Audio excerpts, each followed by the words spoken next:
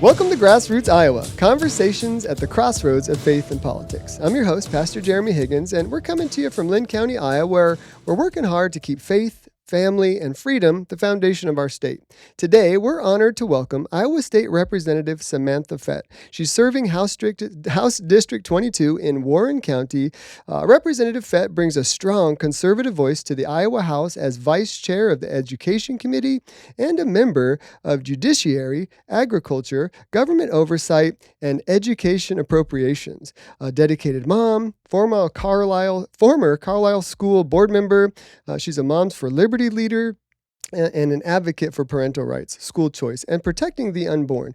Samantha exemplifies the intersection of Christian values and principle of public service. Samantha, thank you so much for joining us today. I'm really excited to dive into this conversation. You know, that conversation between the crossroads of faith and politics, they really matter to people, although I think in this state, they really didn't know how much it mattered until we started sliding into some areas that people were concerned about. So welcome. Thank you so much for being here. Thank you for having me. Thank you for that introduction. That kind of sums up everything. You really, I like to spend time looking into the folks that I'm going to sit down with. I've been, watching you from afar for a while. We've met a number of times at different events, but I got to say, I'm just very impressed. Your faith stands out as a part of who you are. You have no problem being bold in the communities that you stand up for, and there at the State House of Representatives, really making sure people hear your voice, know what you stand for, and your constituents are certainly blessed to have you as their representative. Now, we really like to start this program out by talking about the faith journey. We all have a journey. People have heard mine over and over. They want to hear your journey today. When did you come to the Lord? What does that look like for you? And how does it help you in, those day-to-day activities as a mom, as, a grandma, and all of the incredible hats that you wear, and no doubt within your role as a state representative? Well, sure. Well, thank you. And thanks for the shout out. Yes, I am a brand new grandma. So that's kind of the hat I'm wearing everywhere I go because I'm really excited about it.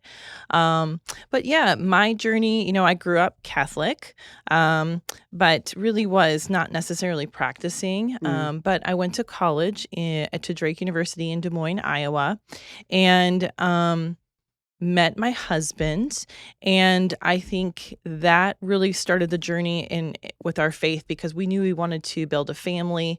He introduced me to the Lutheran Missouri Synod Church denomination and started taking me to his church and Bible studies and things like that. And that's really where my faith grew, not only with him, but also with other women in the congregation, and really embracing my role as a woman, as a mother, as a wife, and it kind of grew from there. And so as we got married and had children, we knew that we wanted that to be the center of our family, how we raised our kids, and we prioritized that. We sent them to a Lutheran school, and that's really built the foundation of who we are today. Yeah. And it's really exciting to see your grown children take on that foundation and grow themselves in their own faith journey. Isn't that rewarding? Oh my goodness. It's amazing. And that's why I open up with I'm a grandma, because I get to see my daughter just blossom in her own motherhood. And, so it's a full circle moment. There isn't necessarily a something that happened or something that inspired me in one moment, but necessarily the Holy Spirit just kind of grabbing hold of me at the right time and living out that faith in my life. I love it. Like you said, some people have those moments, like Saul on the road to Damascus, that Damascus road experience. And, that's powerful. But there are also those testimonies of faith that just grow gradually out of a pursuit of God. And they often include, a spouse and coming together in the ranks of a family, within marriage, and how are we going to raise our kids? And you start to see the importance of faith within all of those areas. And then you follow that, that Christian command, train up a child in the way he should go. When he's old, he won't depart. Proverbs 22:6. And man, when you start to see that come into action, when you start to see that relationship in your adult children really coming to fruition, it is so encouraging. And I love hearing those stories because, as a dad myself and a soon-to-be grandpa, I'm really looking forward to that. we've been blessed, my wife and I, to watch our children in various phases. And, I think it's important to remind folks out there too, when scripture says train up a child in the way he should go, it doesn't mean it's going to be easy to do. It doesn't mean that they're going to walk with the Lord every day, all the time, in all things. And for parents, that can be kind of difficult. But at the end of the day, we trust the Lord. We put our kids in his hands. And man, he always is faithful to meet us in that place. And so I love hearing that. Now, as a Christian mom and, somebody who entered into politics, really, I would say public service probably through the school board. I want to hear that story for sure. And no doubt your involvement with Moms for Liberty. How does your faith guide your approach to legislation, maybe particularly in protecting parental rights for the next generation? Yeah. So just to get to that, I'll sidetrack and just talk a little bit about the school board. Yes. I was called to that position. Our kids went to a Lutheran school through 8th grade, and then my husband and I had a decision to make. Where would we send them for high school? And we Yeah. decided to send them to the public high school. And it was. It was the worst decision of our life, but the best at the same time. When we got there, it was really hard for our kids. They really struggled to fit in, and the culture just seemed a little off. But instead of giving up and moving on, we stuck with it. And I saw that there needed to be a few changes, maybe in policy and how things were enacted. So I thought, well, I'll join the school board Nice. just to help my community. That's what we do, right? We want to be Right. part of the community and help out. So I did that, and that turned out to be, it was right during COVID. So it turned out to be a very interesting experience because we were fighting the mask mandates. And all of a sudden it became this political experiment, Right. really, where, I was getting death threats because I wanted to take masks off the kids at school, Wow. and really didn't want to take them off. I just was like, it's the parents' choice. I don't know Right. why Should this they is. have to wear it if their parents don't want to, or if they don't want to? I love Correct. hearing that. Yeah. Yeah, this is kind of the turning point for a lot of people right Right. now in the political scene was COVID, right? So a blessing in disguise. Yep. But that really launched a lot of what I would say our family's vision and mission to make a difference and really do something and say, you know what, we need to be more involved. Right. and take a stand on some of these hard issues because a lot of kids are suffering. Right. So once that kind of ended, I reran for election. I lost. It was a terrible experience. Well, once they saw your values coming through, Yeah. you probably had a lot of people, trying really hard to keep you out of that role. We've had a lot of experience with school boards in our communities here, and boy, we have major issues in the school boards in this state. Not all school boards and not every school, but it can be difficult. It can be, and I think it's because it's so local, right? So it's Yeah. your neighbors, and really state government should be the same way. But when you're talking about somewhere you're going every single day to drop off your kids, it becomes very like a subculture of just push and pull and a lot of disagreements. So it was an interesting experience. I'm glad I went through it. But in the meantime, Moms for Liberty found me, and that really was when I embraced my motherly instincts. So what do I mean by that? We talked a little bit about faith and how you grow into your faith through marriage, being a wife, and motherhood. Yeah. But when you take that motherly instinct and you turn it into action, and then you turn that action into leadership, and then you Yes. turn that leadership into results, it's a whole different ballgame. And it really I love it. was what led me to become a state representative, because I wanted to just keep pushing to not only help, not only, I guess, satisfy what I was trying to accomplish, but also just see these other parents and moms struggling as well. And we got out there and stood up for what we believed. And so without faith, that's where the courage comes from, Right. right? Because I am secure in who I am because I know Jesus Christ has saved me. Amen. So I am perfectly fine with going out there, and I'm not necessarily worried about what people say behind my back. Right. And so I think that courage comes from that faith, Yep. right? So to me, when people say, I can't, you must have really thick skin. No, I just have really strong faith. Oh, I love hearing that. There are so many people that I've talked to. I encourage people all the time, run for your local school board. Get out there and at least start attending school board meetings. Have your voice heard. Sign up to speak. Speak truth, but do it in love. And, through that process, learn and then be a part of the solution. You see a problem, be a part of the solution. And for the most part, the reason people won't do it is because they're afraid of their neighbors, what they might think or what they might say. How hard will it be for my values to, stand out in a group sometimes that, maybe leans the other direction. And, my encouragement is always, how much does that really matter in the grand scheme of things? Isn't it, you know, uh, aren't we willing to do that for the sake of our kids and our grandkids?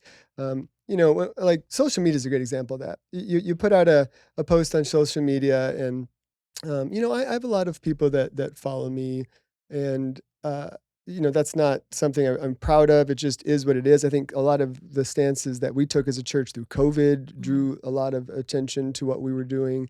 Um, Gosh, we've even been sued by members of a local school board as a church. So, um, there are a lot of people that like what I have to say, but there are a lot of people that follow me that can't stand what I have to say. And I think they follow me just so that they see that something's being put out there so they can, share their rhetoric and people often ask me, doesn't that bother you? And first of all, it just really doesn't. I appreciate that they're at least, willing to put themselves out there. I try to engage in a lot of their conversations with the time that I have. I'm pretty busy, so I don't have a ton of time to interact when people are just going to be ridiculous. But I think that if we could learn to set aside really caring about what everybody thinks and start to focus on what matters more, actually creating change in our communities, boy, we could really, I think, affect our community on such a deeper level. And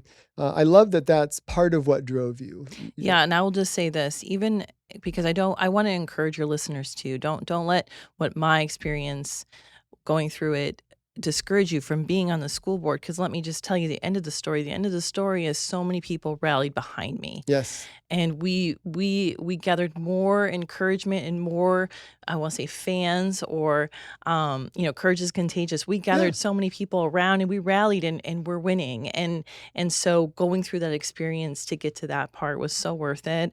And you've inspired a lot of people. I mean, just digging into what you're up to, that's so obvious. Like the path that you've taken and your courage and your willingness to be bold inspires other people to do that. And, I'm incredibly appreciative of your heart in that regard. Like you said, if you guys are out there listening and maybe you're thinking about being a part of a school board, we'll try to, encourage you along the way. And if you have questions, reach out. We'll give you both of our information before we're done here. So you served as vice chair of the education committee and of course on education appropriations. What are the biggest challenges facing Iowa schools right now? And, as a part of that, how can we ensure education prioritizes fundamentals like, parental involvement and real world skills over ideological agendas? Yeah. I mean, where do I start? I mean, Right. as a state representative going into this, it is our job as a state to fund public education. Yes. And so while I'm there, and I have been a huge advocate of school choice, which I still am, but I understand that my job and my role is to make public education the best it can be. Yes. And boy, there's quite a bit of work that needs to be done. I mean, we are still struggling with transparency. We want to make sure that what's in curriculum is, like you said, getting to the fundamentals, and making sure that kids are actually learning, and understanding and mastering facts, not Right. just getting through the system and graduating. We have situations right now with grade inflation. I think that's going to be something we'll be tackling soon. Nice. Classroom behaviors. Why are kids acting out? What's going on there? We have administrative bloat. I mean, you hear public schools saying we're underfunded. Well, is it a spending problem? Why do you have so many administrators? Why is your administration growing when your enrollment is declining? Right. I don't understand that. Can someone explain that to me? That makes a lot of sense. Why are we? Yeah, and so there's just a lot of work that needs to continue to happen. This year, pretty proud of something that was in the Maha bill that reduces screen time for kids K through 5. Mm, Myself and my clerk really spearheaded that in the House, nice. and got that onto the Maha bill. But it's a national effort, and Iowa was really the first state to actually put a 60-minute limit on screen time in those grades. Oh, wow. That's So we're awesome. yeah, I think the appetite here, I think, is really to get back on track. Let's teach fundamentals fundamentally, I love it. um, Yes. and we don't necessarily need all the fancy gadgets. Now, that's not to say that we live in a digital world, Right. but we want to teach our kids to critical think so they can use Yes. whatever tools in front of them in the future. Today it might be an iPad, and in 30 years it might be something else. Right. So they need those critical thinking skills to be able to handle whatever tool comes their way. And I think that's the piece we're missing. Hmm. We're teaching them how to use the one tool and not necessarily, um, the critical thinking skills. So and the Yeah. logic. So I think those are kind of the biggest challenges, and obviously the funding with the education appropriations, dealing with those because it also deals with universities, right? Yeah. That's part of the equation. So Well, that's a big load. it is. Those committees they're big, they're complicated, they're a lot of work. But I'm blessed to be on them and be part of the conversation, have a seat at the table. And I definitely reach out to all of my advocates and parents and friends and teachers and say, okay, what are even if it's a small thing, what is it that we can help make the classroom a better place? Hmm. Man, So I love that. I think that, you hit the nail on the head with the digital age that we're in. I think it is important for young people to know how to navigate, the iPads and computers but like for instance, our school, we have a school at our church, Calvary Christian Academy. It's K through 8th, and we're getting ready to build a gym and looking at different high school programs that we could offer here in the not too distant future as well.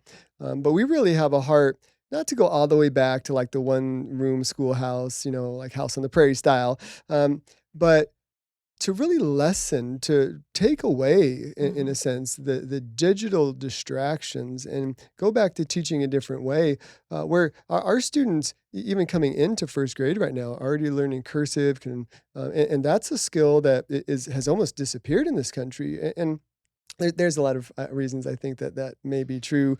You can look at the founding documents, and if you can't read cursive, then you can't read the Constitution. Yeah, I think what's the saying? I mean, if we went back to paper maps and cursive, we would cripple an entire generation, right? I I drove to Des Moines with my middle son on Monday, and boy, I was talking to him about that very thing.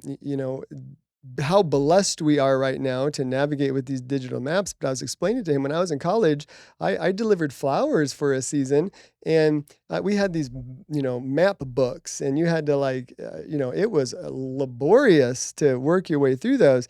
And he's 19, and I was trying to explain that to him, and it was like right over his head. Yep. He was just totally lost on it. But you're right. If people can't come back to that, and the simpler way of learning sometimes is also the better. Now, I also want to throw this out there. Sometimes when conservatives talk about education, everybody just assumes that we're anti-public school and everything else. And I love that you came right out of the gate with that's not the case with you, and I really do appreciate that. I am not anti-public school. I believe that the public school has so much to offer, but it needs help. It needs some redirection, some correction, just like a lot of private schools and Christian schools do as well. We're not taking that out of the equation, but there it really is a need to expand the way that the public school system works, and I think the education savings accounts can play a really large role in that. Yeah, let's talk a little bit more about ESAs because for oddly enough, a lot of people don't even know. You say ESA, and still a lot of people have no idea what we're talking about. People with kids that have access to them don't know how to navigate the system, and so we're trying to help educate folks in our community with some of that. But like, what's your overall thought on the ESA program moving forward? Like, are we headed in a good direction? What are some of the feedback you're getting there at the Capitol and Yeah. So first, I'll just say that we're pro-education. That's what we Amen. are. Thank you. So we look at and whatever model fits that student, because we want the kids to thrive in whatever environment they need to Yes. learn. So that could be public, private, homeschool, micro school, something else, Right, right? right. Online. So we have to start talking about being pro-education instead of, how do we fix the public schools and how do we give more flexibility to private schools? We are just pro-education, and we want all models to thrive. But when it comes to education savings account, well, first of all, they're ESAs. They're not vouchers. And I love when the other side tries to say that. And it's funny because if you look at some of the other school choice programs in the country, some states do actually have Yes, vouchers. they do. And so I always correct them and say they are education savings accounts that are set up for the parents to use. And the per pupil cost that the state spends on students for education goes into that savings account. We as a state fund students. We don't fund institutions. So that's also another thing to keep in mind. And that's true in the public school system as well, correct? I mean, Yes. Well, public schools are only getting dollars per kids and seats. yes, Yeah, exactly. So when the public school sent in their enrollment numbers, that's a very important date for them, because then that dictates how much money they get from the state. hmm The state funds about $8,000 per student. But keep in mind, property taxes in your local district, all your property taxes go to your school district that right. is designated for it, regardless if you have kids in school, whether they're homeschooled, whether your grandparents, all of that. So those schools are still getting quite a bit of funding from their local communities. That's your local property taxes. So what we're really arguing about here is just the state pupil cost, which is about $8,000 per student. Um, Now, what I'm hearing on the ground, I think that, we know that we have an election coming up for a Right. governor. Oh I don't know boy, if yeah. has anyone heard that? Yeah, that's what's happening. And so some people will ask me, well, I'm nervous. Is if someone gets in, will they be able to get rid of the ESA program? How safe is it? Well, the way it's structured it's tied to the SSA, which SSA is how we fund per pupil students. So we just talked about that funding, and so it would the legislature is who um, dictates that. Sure. Meaning we create the policy for that. So a governor couldn't come in and just say we're getting rid of it. Right. They could make their administration harder to deal with, to Yeah. make it harder to apply, but that's really all they can do. I think that the program needs to continue to grow and grow its roots, because I think we're going to see how it can help all models in the state of Iowa. And it's going to be so popular that no one's ever going to want to get rid of it. Look at Arizona, for example. They have a Democrat governor, and they've Right. had school choice for quite a while, and that Democrat governor isn't touching it. Why? Right. Because it's so successful. It's Right. ingrained in the culture of the Well, state. I can, share a little bit about that. We moved out here from Arizona 17 years ago, and back then, long before we moved here, they had instituted STOs, state tuition organizations, and actually now they have the STO plan in effect, but they also have an ESA plan. So at the beginning of each year now, you have to choose which route you're going to go. You can't use both, but you pick one route or the other. And there's a variety of reasons why you might go one way or the other, depending on your family unit and things that uh, play into it, variables. But the thing that stands out, and y'all should do your own research on this, those of you listening. When I moved here, gosh, even just growing up, I grew up in Arizona taking the Iowa assessment tests. I mean, this was the standard of education for pretty much all of America. The standard of education here in Iowa is so high, and the numbers were high, and the student success ratios were so high that everybody was trying to emulate that. And in a border state like Arizona, we weren't doing very well in that regard. And so they instituted some plans over the years that ended up kind of culminating in an STO program to try to challenge the public school system to do better by offering, the dollars to follow the students. And what you see over the years is it's kind of the story of Ma Bell. You know the story of Ma Bell in the 1980s, this massive communications company, the one phone company basically covered the whole country. But because it didn't have anyone working other choices in the marketplace, uh, they could do whatever they wanted to do. They could charge whatever they wanted to charge, Mhm. and in your service, they weren't updating their lines, and so actually the government stepped in and said, we're going to make a few different companies out of Ma Bell, and we're going to provide some marketplace restructuring, and what that did was make the system more effective and cheaper, and it. Gosh, I mean, we wouldn't be where we are today with communication in this country, all the fiber optics and everything, if these companies weren't, working to draw people to their products. And so that's in a sense what you see with these education savings accounts. I'm not a fan of the voucher system either because sometimes it can be manipulated, Mhm. but that's not what an ESA is or an STO. But Arizona has been climbing in the ranks of education while we've watched Iowa fall in the ranks of education. And so I think by instituting the ESAs, not only are you allowing folks to choose where their kids are going to be educated, but you're helping to challenge the public school system. And I believe that it will rise to the occasion and offer reasons for folks to come back to it. Let's not forget, like in our community, there's a small rural school that's a public school that is drawing all kinds of students out of these larger, in-town schools. Parents are driving their kids further distances.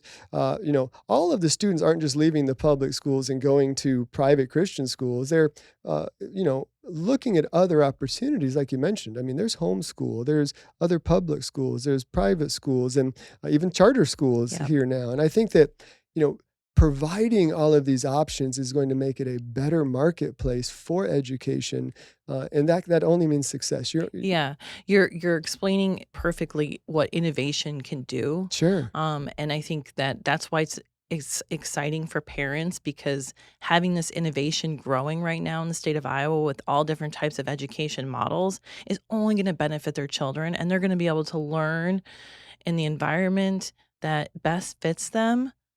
I don't know how anyone could be against that. And right. so, we're pro education because we wanna make sure kids have the opportunity, and you as parents, you also have a choice to homeschool, and you don't have to be part of the system at all. Sure, Remember when as legislators, we have to make sure that when we're doing policy, we're not also, uh holding the hands of private schools and letting them have the ability to innovate as well, and so sure, making sure there's no mandates there because, that would defeat the purpose, right? We don't wanna have public and private schools that operate exactly the same. right, That's not what this is about. right. This is about allowing for lots of different It's models. like having a McDonald's on one corner and then opening a McDonald's on the next corner. Like, Right. what would be the point of that? Right, exactly. So, I'm very sensitive to that, and I make sure that that freedom still exists for private schools, regardless of the program, ESAs out there, and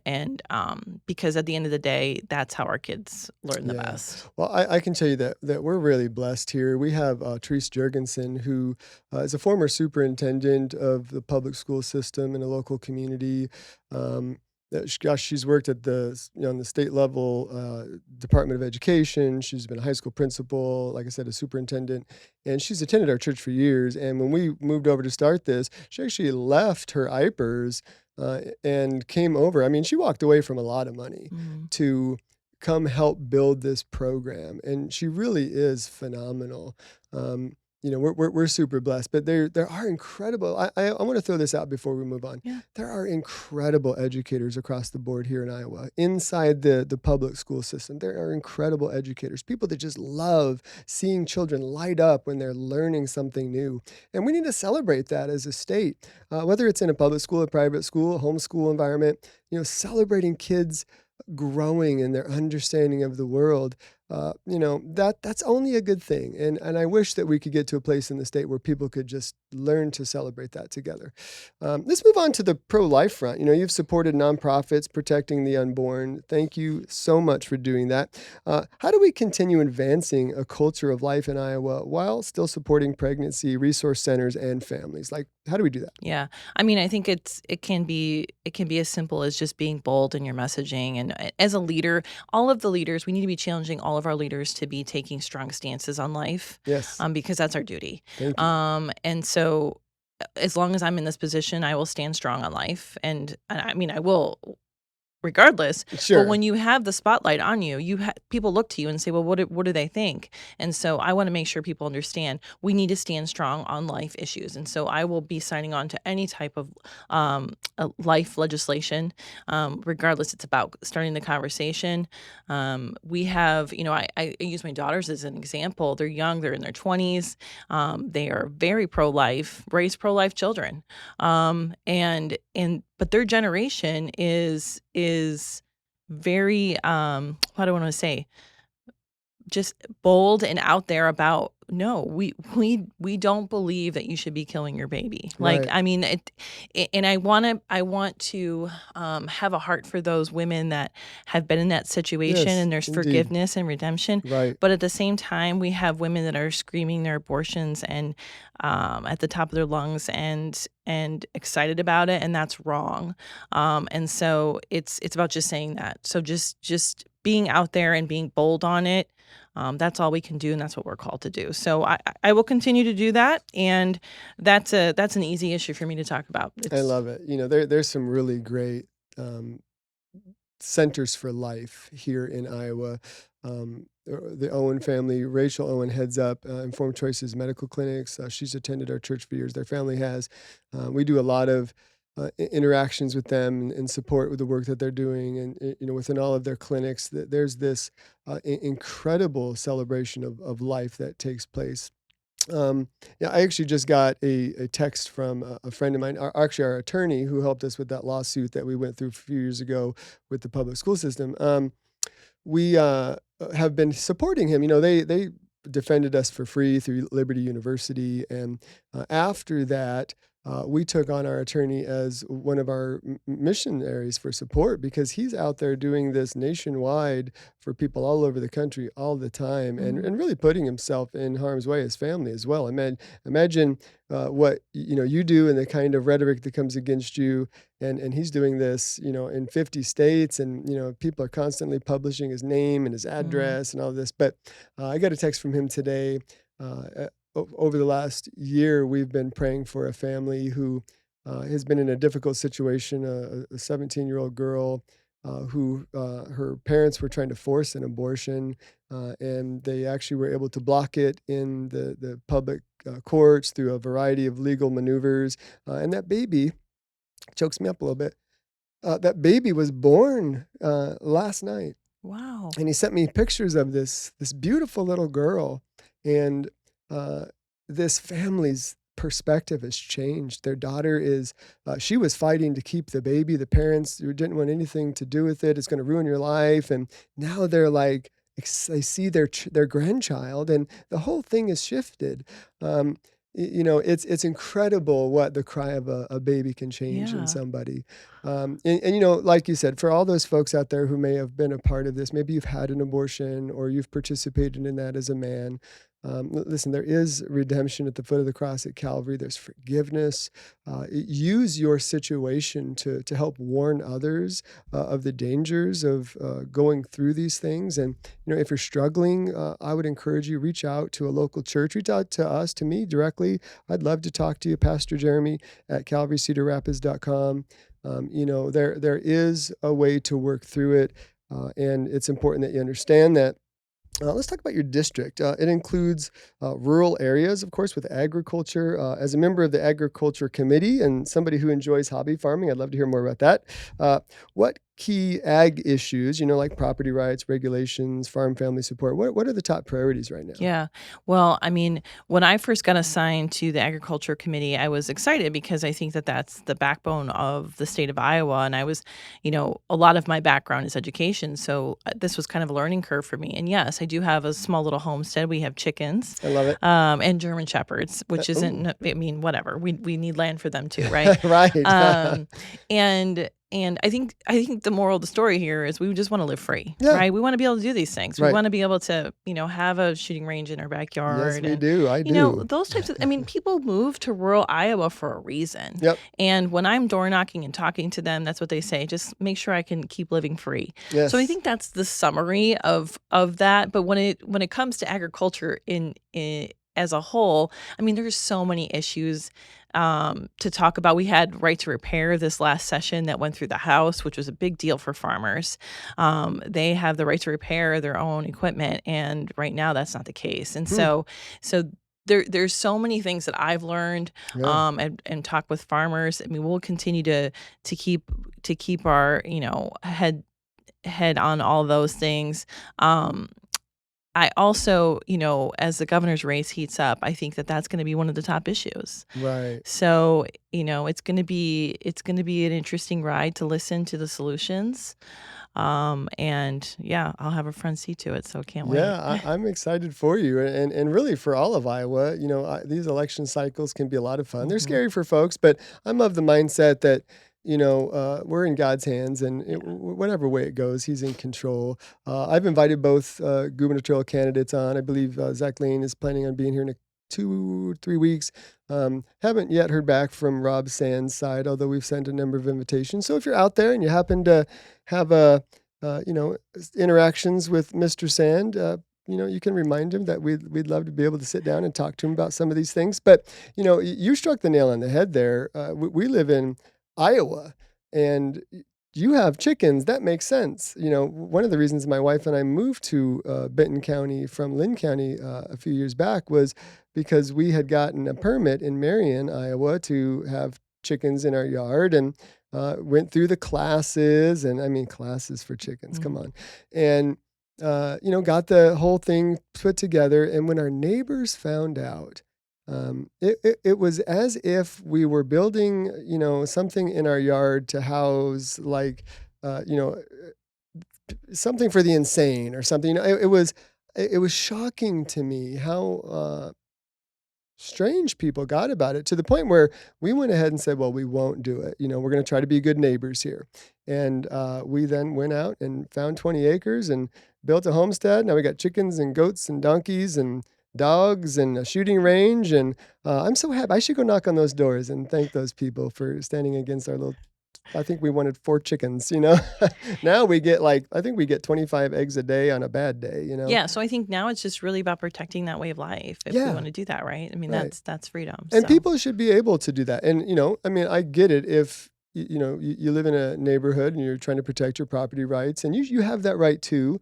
Um, it's really an issue of learning to work together, learning how to set aside whatever side of the aisle we're on, and have conversations that matter. And that's part of what I'm trying to do here with this radio program. I know it probably appeals more to the conservative folks out there, but I also do hear from folks on the other side of that aisle, we'll call the liberal side, that are interested in the conversations that we're having, and that they're even being challenged by some of what they're hearing, because it's not the party line. It's not what they're being told Mm. about how we think, how I as a pastor might think, or how you as a state representative might think. And so I think some of that is a part of why it's so important to have these conversations.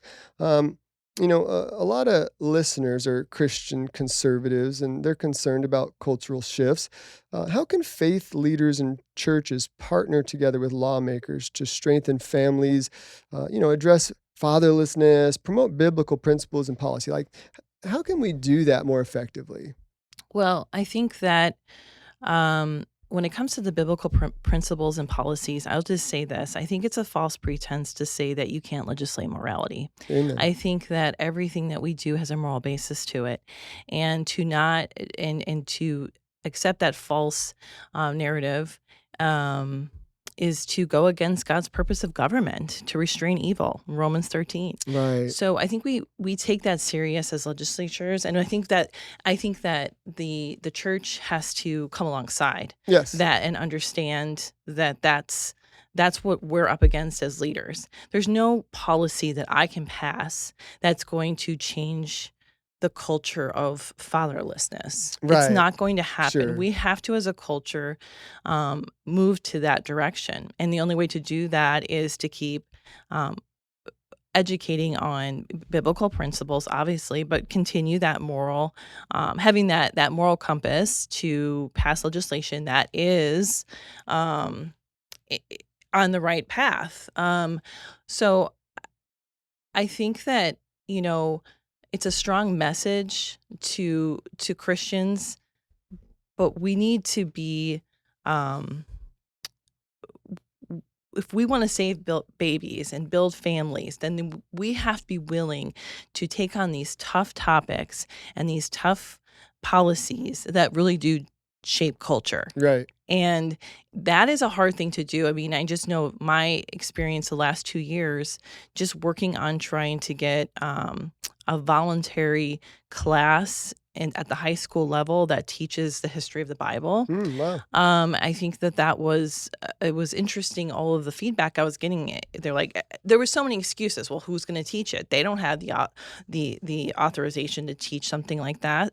And you know what? I tell them, don't underestimate the power of the Holy Spirit. Right. Amen. So we just need to be teaching it from a historical standard. The Holy Spirit will take over after that. Right. So, to think that we're having these lessons in high school that are, from a pastor, that's not what we're looking at. That's not even constitutional. It can't be, we can't be doing devotions in the public schools. So we need leaders that are willing to stand up to do these types of policies that shape culture. Yeah. That's how we get to what you're asking. Yeah.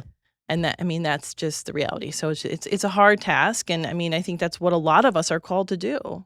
And I think we're seeing more of that. I'm going to go ahead and call it a backbone. I know that,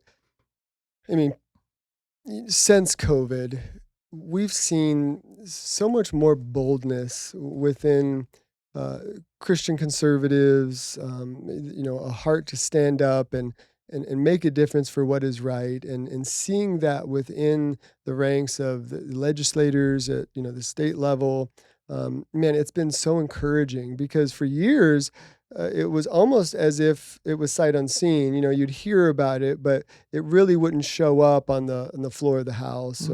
But that's not the case anymore. And a lot of you, well, no doubt you, but a lot of the people that you work with there are demonstrating that to us, and it's inspiring. And I think it's also encouraging people to stand up in the ranks of where they're at. Maybe it's a PTA meeting or whatever it might be, to try to afford that change that we do need as a society. But you're right. There's not a single policy that's going to change homelessness or fatherlessness, No. but there are ways that we can come to work together to meet the needs. And a few years back, I had the opportunity to sit down with Governor DeSantis and his wife a few times, and they had a really neat program there in the state of Iowa that she was responsible for putting together that actually almost completely wiped out a lot of the load for the social workers in their state, because basically what they did was they partnered with churches. The state took this extraordinary step and started interviewing churches all over the state and began partnering with churches. And so when a phone call came in and someone was in need of assistance, it was housing, or if it was food or whatever it might be, that the state individual that was assigned that case would also be assigned somebody from a local church, and they would work together. And what they found was that those people that were then, being encouraged within the ranks of the church, church members were coming alongside, women making meals, and all of these incredible things were happening, where they were seeing that there was less and less callbacks, that people had less and less needs on a long-term basis, because they were seeing those needs filled by the local congregations, and they were actually seeing people, they're finding jobs within the ranks of the church, and they're, getting care for their children, and all of these areas, these boxes that were going unchecked for so long are now getting checked.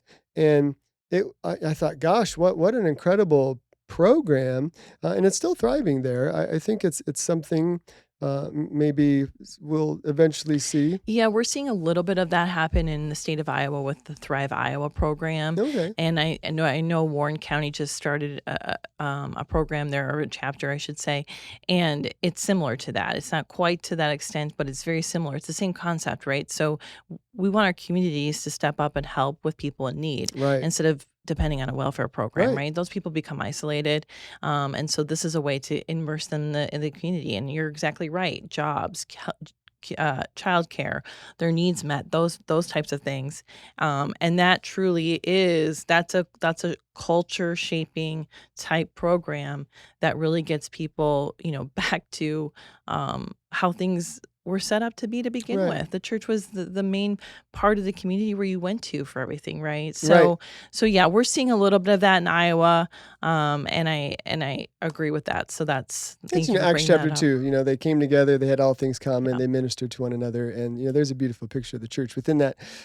We're starting to run low on Okay. time, and I want to make sure that I get to some of these other areas. For instance, as a representative running for reelection, what accomplishments from your first term are you most proud of, and what unfinished business do you hope to tackle in this next session? Well, I do want to take a minute to talk a little bit about the Speaks Act that was passed. And it kind of goes into what we were just talking about, but it essentially reaffirms the religious freedom of expression for kids in schools. Oh, nice. I think we were seeing some situations where kids couldn't start Turning Point USA clubs I know, isn't because that interesting? yeah, right. So this just really reaffirms First Amendment rights. So here in Iowa, we're serious about the First Amendment, and this reaffirms it, giving guidance to school districts to say this is how you handle it. This is what discrimination is, and this is what you can and can't do. That was pretty cool. And in addition to that, in that bill, there was a piece in it that required professional development for teachers, superintendents, principals, school board members on the freedom of religion, freedom of expression of prayer in schools. So they have to take that every year. So we understand fundamentally what that looks like. I think there was a disconnect. I had a young man come into the committee when we were running this bill, and he shared a story about his brother who was in 8th grade that, had an assignment to paint something that brought him joy. And he painted a cross, and the teacher told him that no religious symbols were Oh, allowed. wow. So we're still seeing this Sure. happen. And so that's a bill that really is one of those shaping culture type bills, Yep. because now kids can feel like they can be emboldened by their faith, whatever that is. So that was a huge accomplishment. Within that bill, we also saw some religious freedom for preschools as well. Oh, wow. And we updated a constitutional language, or I should say, code based on the lemon test being thrown out. The lemon test was how religion is entangled with the public sector. That's kind of that test that's been around for a long time, and that was thrown out in 2022. And so with that, we were able to update code, and so religious programs can compete and participate in public programs just like anyone else. So that is a huge deal for religious freedom. I'm pretty excited about that. Yeah, that's really cool. And that was one of my huge accomplishments. I think unfinished business, and obviously I'm running again, but there's so much work to be done. I had the opportunity to be on the Judiciary Committee, and I look to be on that again. But there's lots of issues that come from child exploitation. Right. We updated a few pieces of code, so those that are that they can't have parole, their sentences are not suspended or deferred. So that's just a very small piece change in code, Yeah. right? So we're slowly protecting children and those types of Awesome. things. So that's going to continue. A project that I took on that wasn't finished, that I plan to finish, is redoing the framework for child depositions. I think it can be improved. I've heard from lots of victims, children that, from their parents, that it's just when there's a victim of a crime, it's just difficult to go through that deposition in the process. And I think we could do better. So I'm looking forward to taking that on. It's a huge challenge, but so important to make sure we protect our children, but also balance the constitutional rights when it Sure. comes to, to having people on trial. But there's lots of things in the education Right. sector, and I hope to just continue to expand freedom for education freedom. So, whatever that looks like. So that's my plan. I'll tell you, you've been incredibly busy these last 2 years, and I'm certainly looking forward to seeing what the Lord uses you to do in the years to come. Unfortunately, we are out of time here. I just want to thank you for taking the time to drive over here to sit down with me. I know you're incredibly busy. I also want to thank you for your steadfast commitment to conservative values, to education reform, and for your willingness to stand up for Iowa families. That's something that stands out about you. People notice that. We're appreciative of it. And I wanted to make sure you heard that from me. Samantha, thank you for everything that you do. I'll tell you what, y'all, if you haven't had an opportunity, how could people get a hold of you? Maybe they have a question, Sure. comment. What do they do to get a hold of you? Yeah, you can go to my website and all my contact information is there. It's Fett, Fett, 4 house.com. It has everything there that you need. And I'd love to have a conversation. I love it. So tell you what, if you've appreciated today's conversation, make sure that you tell your friends about it, share it with your friends. You're not just having the opportunity to listen to it on the radio. You can go to our app, type Calvary Cedar Rapids into any of the app stores. This is on there. It's also on a variety of podcast platforms. Make sure you share it, talk about it, because these conversations matter. I'll tell you what, this is Grassroots Iowa. Until next time, keep God first, family strong, and Iowa free. God bless you guys.